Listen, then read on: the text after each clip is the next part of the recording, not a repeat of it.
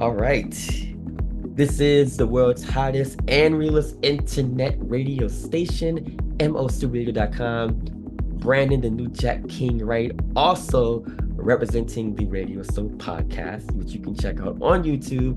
And we're back for another season. And kicking off this season is my main man, the Afro House sax man and DJ extraordinaire, DJ DJ Khalil, DJ Khaons. Let us know what name you prefer, my brother. I know it's so many names, so I figured let it be known what name you go by. What name? Sure. What name you prefer? As an original artist, Khaons is my original artist name. I've been performing, doing a lot of weddings, corporate events, private events. So in that realm, I've gone by DJ Khalil on saxophone. And as an original artist, I was like, okay, I want something different, a little more, artistic, maybe, that stands out. So I ended up shortening, DJ Khalil on sax to Khaons as an original artist and producer. So Khaons it is. There we go. All right, Khaons. That's what it is. And I like that. I'm happy that you chose a different name. And plus, when you are a musician and original artist, you definitely want to have a name that stands out. Yes, absolutely. So, much respect to you on that. And with that, please let the masses know who is Khaons. Yeah, for sure. Well, thanks for having me, Brandon. As I mentioned, I'm a DJ, saxophonist, producer. Been performing professionally for over 13 years. As I mentioned, started out primarily in the luxury wedding, high-end corporate events, private events, doing celebrity functions, et cetera, et cetera. And began to, branch out as an original producer and artist, and so forth. Within the last year. So it's been an exciting journey, going, kind of making that, kind of that transition, that progression, if you will, to begin to create my own music. So been an amazing ride. I've done all types of genres in terms of, as a cover musician for events, done it all, and just fell in love with house music, in particular, throughout that journey, dance music. Although I'm a saxophonist, I think like a DJ, I love getting people going, that's my heart, when it comes to performance and so forth. So connecting with folks and getting them, to have a good time. So fell in love with house music, Afro house in particular. I'm a guy that, I love percussion. And Afro house is king for that, so that's what resonates with me in terms of my original music. So hey, I love it. And you don't find that many figures dipping and dabbling into Afro house. Honestly speaking, you are the first musician that I've come across in Afro house, and pretty much the first saxophonist that I've come across that has done it. I mean, and the cool thing, it's funny, you just mentioned, being a saxophonist, you have to think outside the box and find ways to connect with the people and ensuring that you are giving them what they want, but to where they can relate and also catch the vibe. Yeah, 100%.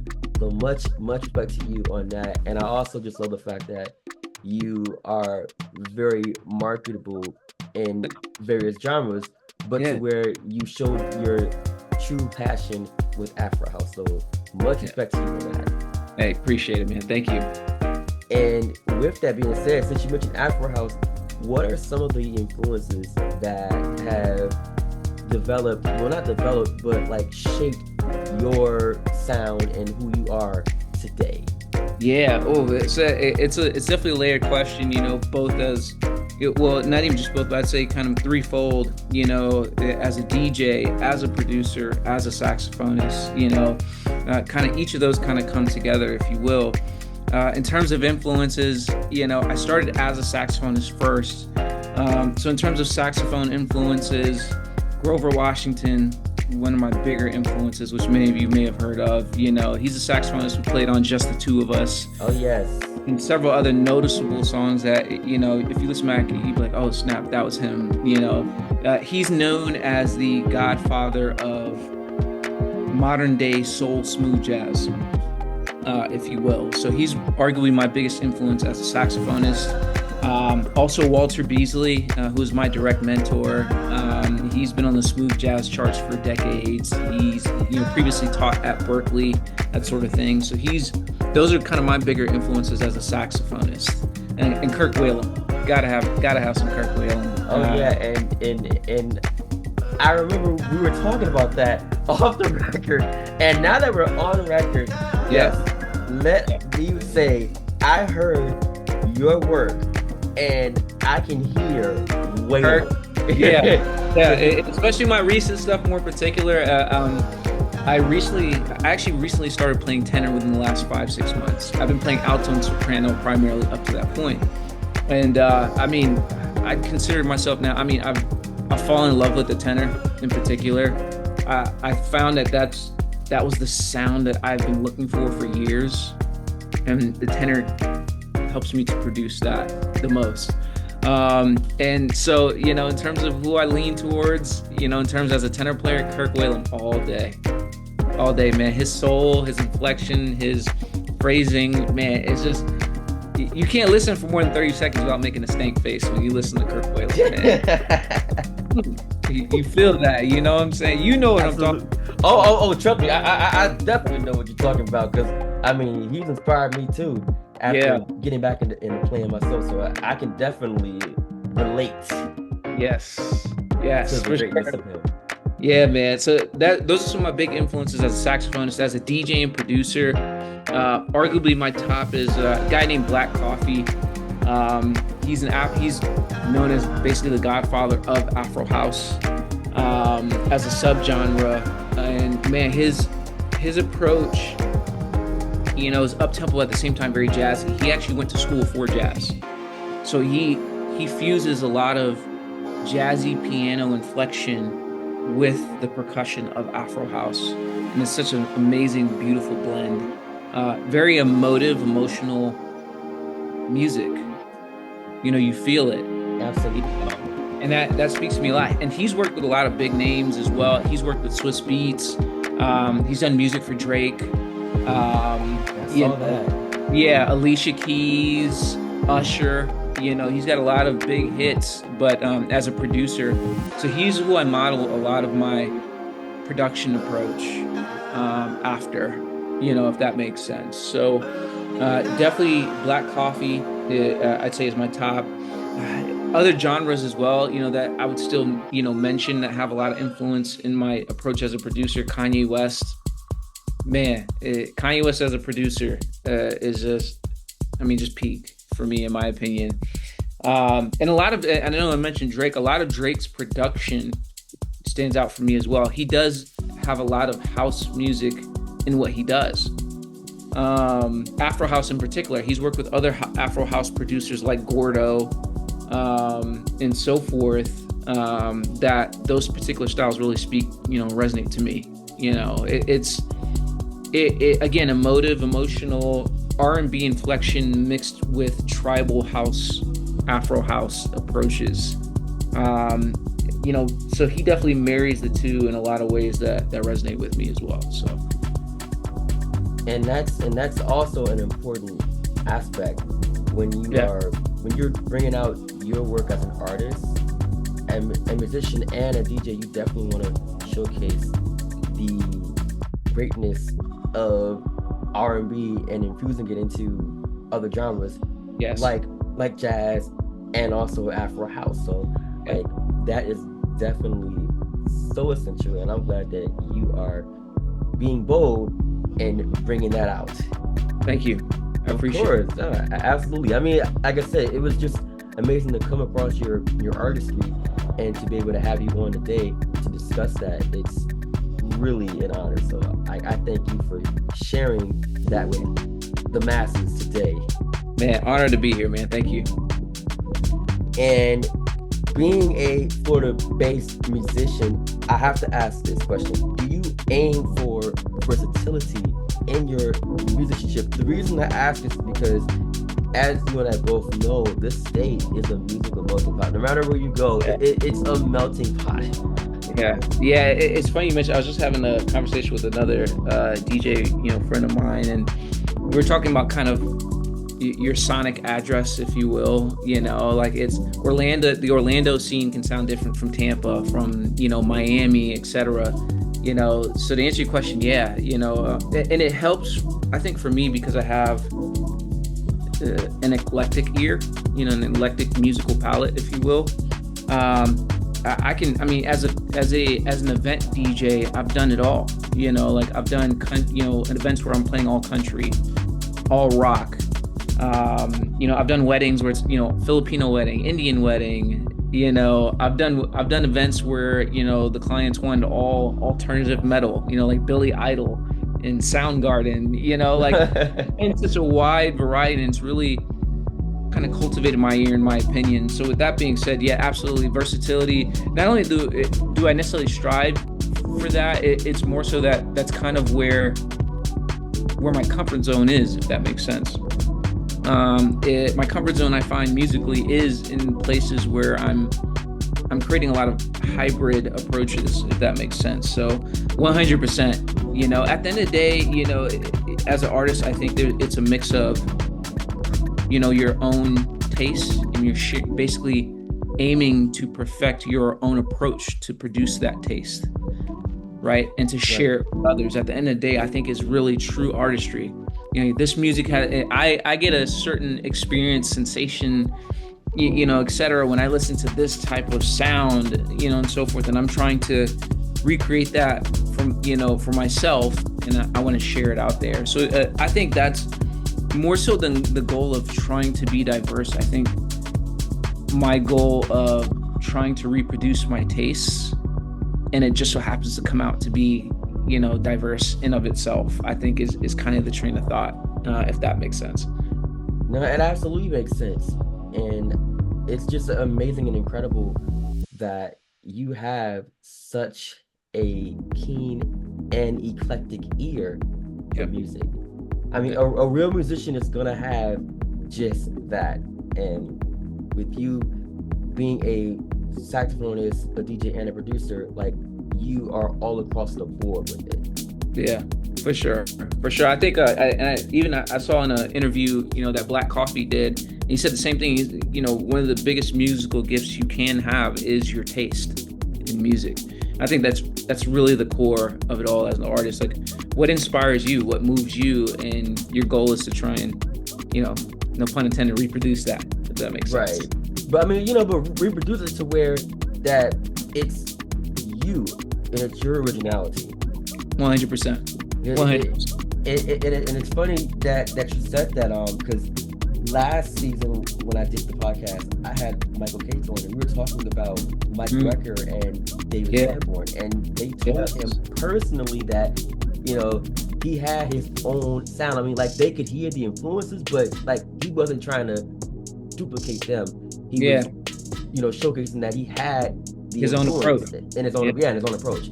So same with you, like, you have your own approach with musicianship, and 100%. Of course, and doing what you do with Afro House and infusing that with other styles and whatnot. Yeah, for sure. You're trying to recreate what you hear in your internally, if that makes sense, and bring it out. That's the journey. That's the journey. Yes, it is. It is definitely the journey. You want to showcase every aspect of you musically. Yeah. Like, I've noticed that over the years, listening to various artists and even listening to you, like, there are so many influences. You can hear the sounds. Yeah. Like, much props to you for also, like I said, showcasing what you have and what you got. What you got, appreciate that, man. Thank you. Absolutely.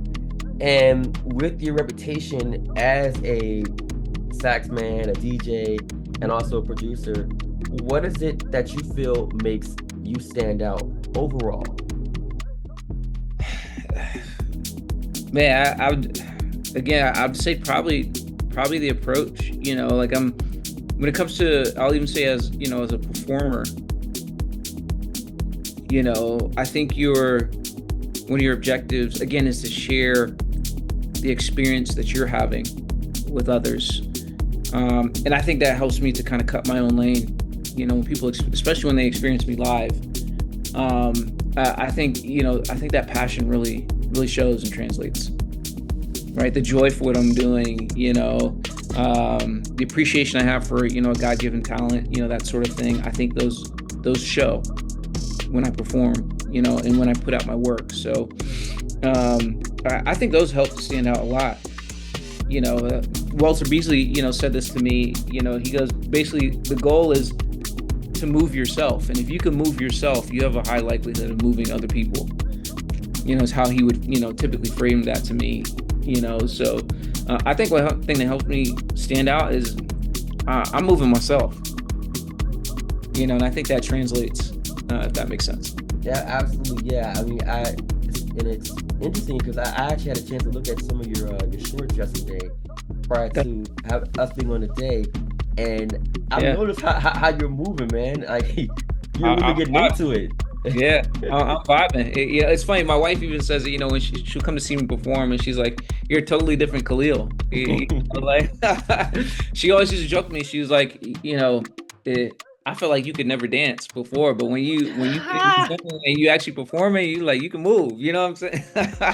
Hey, they can't underestimate what a saxophonist can do now. Hey, come on now. It's a completely different Khalil.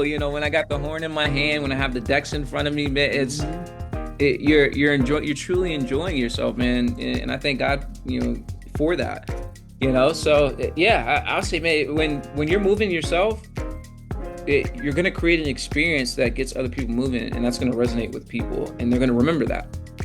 They're going to remember there's an old saying, people may not necessarily remember what you do, what you say. They're going to remember how you feel, how you made them feel. That old saying. I think that's very true, especially for music. They're going to remember how you made them feel. Right. What they got from the experience, at the end of the day. So I think that's one thing that helps me to stand out, if you will, in my opinion, is, if I'm feeling something, I think I do a good job of making that translate. Absolutely, you do. I mean, and again, from looking at the clips and everything, you definitely have the passion and you have the drive to touch others musically. So, like, it definitely shows. Thank you. I appreciate that. Of course. And what particular presentation that you did or event has like the most memory as far as like touching others? Like, I know there's got to be one particular event that you did that stood out, that had you like in awe. Man, so there's one that immediately comes to mind. I was performing at a hotel venue here in Orlando, and this was it was a Sunday morning brunch in the hotel lobby that I was performing, and I mean, it was empty, save for one guy who, he had a suitcase, and he came to sat down, he started working on his laptop while I'm performing, and I started playing a couple of my original tunes, and then after a little bit, he comes up to me. He goes, "Hey man, what was that song that you were playing?" I was like, "Hey, it was an original song. It's not released yet." And his eyes got big. He's like, "That was you?" He goes, "Like that was you?" Like, he asked me, he's like, "Yo, that was insane. That was sick." I said, "Thanks, man." So we start chatting a little bit, and I get to ask him. I was like, "Hey, I saw you have a suitcase. Where you coming from?" And so forth. He's like, "I'm from New York. I'm only in town. I'm shooting footage for Snoop Dogg." Snoop Dogg was just performing, and he shows me his camera, and it's like, he legit had footage from Snoop Dogg. But here's what made it super memorable. I asked him, I was like, "Oh, so this is what you do full time?" He's like, "No, I own a software company and whatever, but I shoot film for performers on the side." And then he goes on to say, "I used to work with Avicii and deadmau5. He used to tour with them to shoot footage for Avicii and deadmau5. And what stuck to me was like, holy cow, this guy used to work hands-on with Avicii, and he's here telling me he's feeling my music." Like, he had the response he had and he used to tour with Avicii. Right. Like, that woke you up. That was like, that hit home because, man, Avicii's music was very, in my opinion, very emotive, had a level of soul to it, in his EDM approach. Songs like Wake Me Up, Exactly. like, you feel songs like that when when you sing it. You know what I'm saying? So for him, and mind you, this is just one guy in the crowd. Like, this wasn't like a super big, you're talking literally one guy, which is a lesson in and of itself. You never know who's watching. Absolutely. But just his response, even actually some of the branding you see on my Instagram, my profile picture was footage that he shot for me. Cause he's like, man, can I shoot for you? I was like, absolutely. You're like high level professional. I'm not gonna say no, So he shot that footage. Like, my profile picture on Instagram, that was him. So you see the quality of his work, right? Like, but yeah, that stood out to me, man. For him to have worked with Avicii and Deadmau5, and a lot of other noticeable names, and for my music to create that response and experience for him was, I'll never forget that. I'll never forget it. So yeah, that was a huge one for me. I'd say in particular that stands out. Yeah, that's amazing. And Yeah. I mean, the fact that he's worked with so many heavy hitters and whatnot, like, yeah, and the fact that he was willing to shoot footage for you. Yes. I'm like, dude, like, I know you charge, multiple four figures at least, and he just like he was like, I just want to do this for you. Like, that was a huge moment. It's kind of one of those things, I think, like, it almost serves as like obviously as a reaffirmation of your progress and your journey and where you're headed. So that experience definitely I'll take with me for a long time. Really cool. As a side note, I got it on footage, funny enough, because I record my sets, and I was recording when he came up to me, and as he said what he said, just so happens. So, but yeah, that's one moment that I will carry with me for a long time. And I'm happy to hear that moment really, resonates with you, and it's one that is truly memorable. I mean, it's a blessing when you come across somebody that prominent, willing to collaborate with you, and just wanting to do something great for you. I mean, the fact that he wanted to shoot footage for you, that speaks a lot of value. Yeah, that's huge, man. Like, he just did it out of kindness of his heart.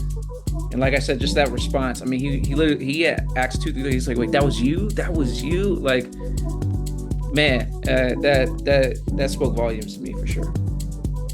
And that's just the power of music. I mean, the fact that you have that God-given talent, and that you manage to reach people. Yeah. So, like, definitely continue to keep doing what you do on both the horn, on the decks, and also through your original music. Definitely don't stop doing that. Let's go. And speaking of DJing and all that and playing, are there any forthcoming events that you have, like this week or in the coming weeks or months? Yeah, thanks for asking. Actually, that same hotel that I just mentioned I was playing at during that experience, I'm there this Friday from 7 to 11 p.m. The Lake Nona Aloft Hotel, 7 p.m. to 11 p.m. this Friday. Have a private event Saturday morning, and a few others coming. But that's what this week is looking like so far. Aloft Hotel Friday in Lake Nona, Florida. Which is basically South Orlando, and then a private event on Saturday. Awesome. Yeah. Well, hey, definitely we're gonna ensure that the masses can come out and support you, especially on Friday in Orlando. That's open to the public, correct? Yep, that one is open to the public. I will, and what we could do, I'll be happy to provide kind of a link that folks can subscribe and get updates for upcoming shows. Upcoming shows will have discounted ticket opportunities, et cetera, and a lot of other cool stuff that I'll be providing. So I'll provide a subscription link that folks can use that view this to stay up to date on upcoming show dates and so forth. Yes, definitely please do that, and we'll be certain to get that out there to the masses as well. And of course, I'll mention it on air as well. Thank you. I appreciate that. And of course, no, absolutely, my guy. And how can everyone follow you and support you on Yeah. social and on the World Wide Web? Yeah, yeah, man. Thanks for asking. Follow me on Instagram. I am Khaons. Khaons spelled Khaons. I am Khaons on Instagram. As I mentioned too, I'll drop a subscription link.